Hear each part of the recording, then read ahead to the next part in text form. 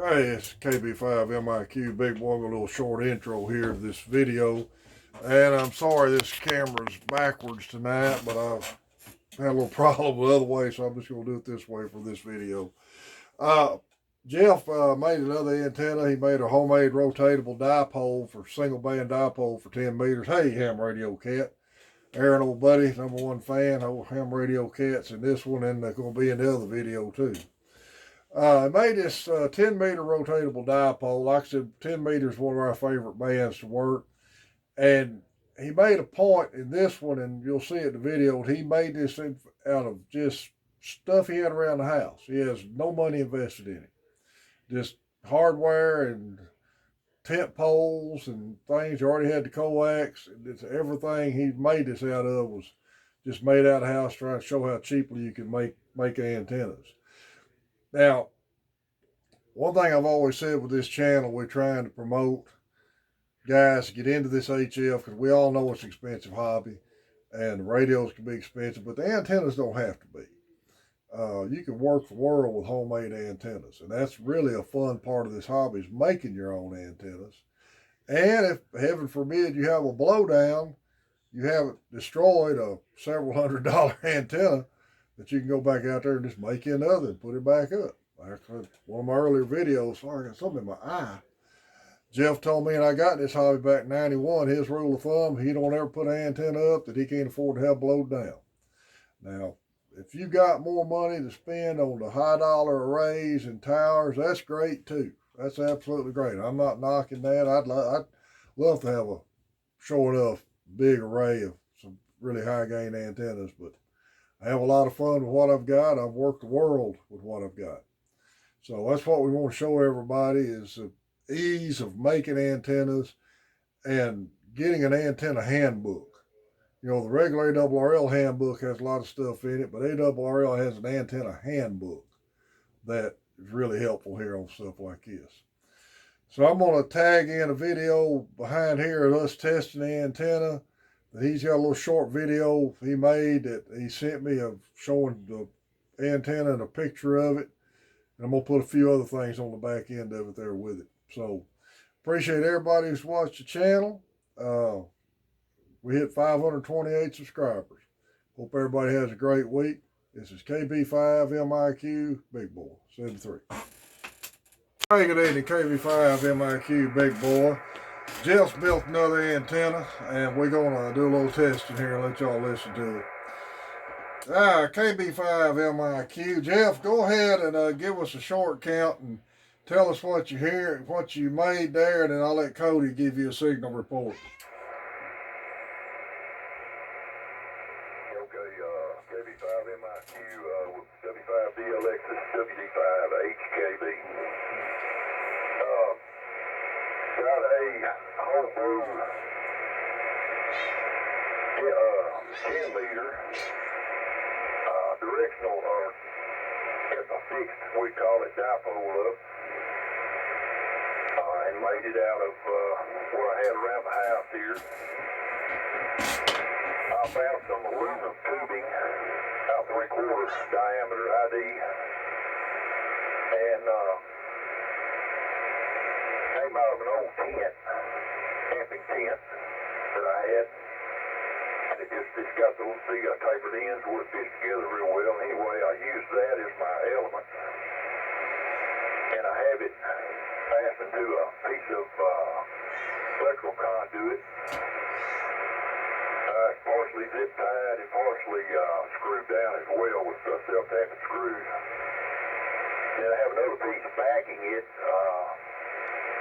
kind of help support the elements and show them or hold them rather straight. But anyway, I used what I had. I had that electrical conduit just laying around, so that's why I use that. And measured it all out for half-wave dipole and strapped it and screwed it down, and put a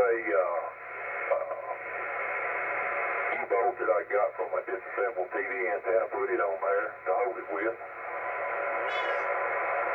and cut it for about mid-range on the novice technician portion of the 10 meter band,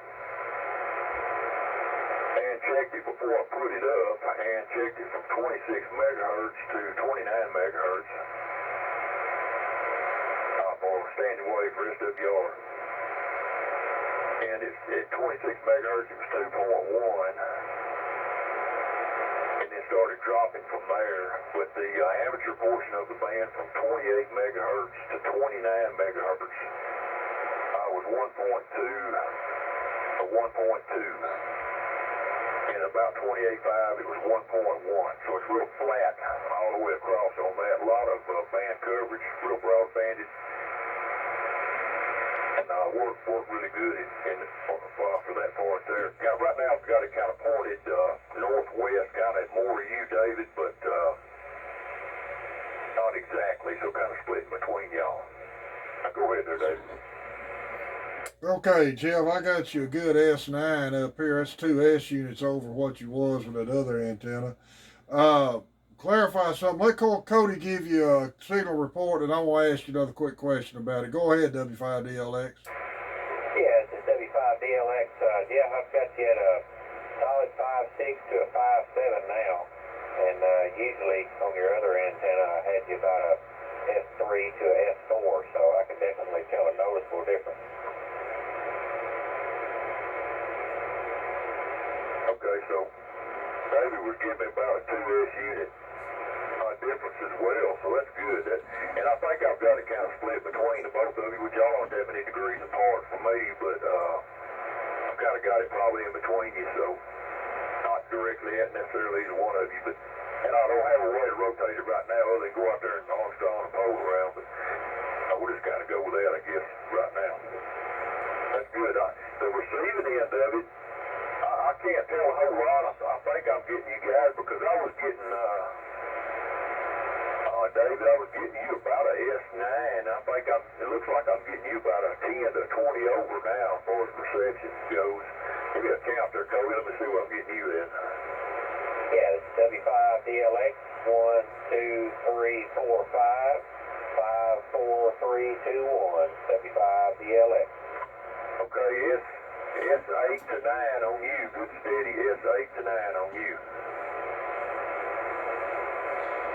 Hey Jeff, clarify something on your material. You said electrical conduit.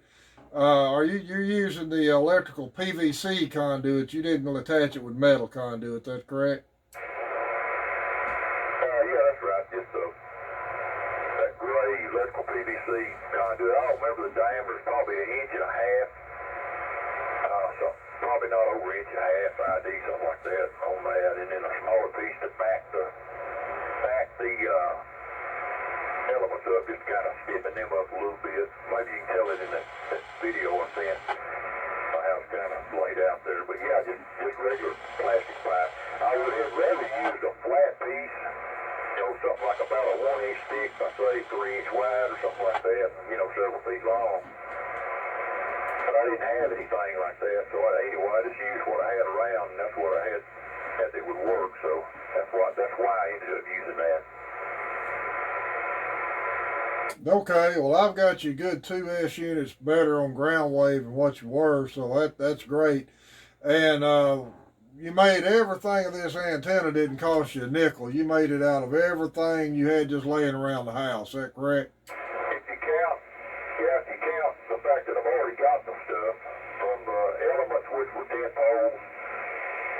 Those zip ties are pretty big zip ties. I had a bag of them. I had a box of self-tapping screws already.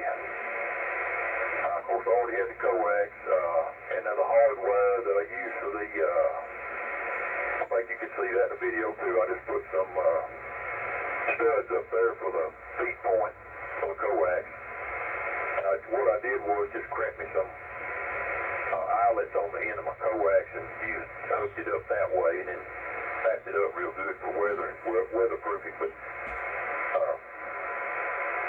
everything there is what I already had. If you count the fact that I already had it, it didn't cost me just absolutely nothing to build. Okay, all right guys, let me stop here a minute. I'm gonna shut this video down. I'll be right back. KB5 MIQ. Okay, everybody, that's just a good example of how cheap you can build antennas in this hobby that work. Where I'm running ground wave, like I said, his signal is a good 2S units higher. And by making it in a rotatable dipole manner, he's got it in a flat top configuration, which helps change the takeoff angle on it. This video will be on my next video. Thank y'all.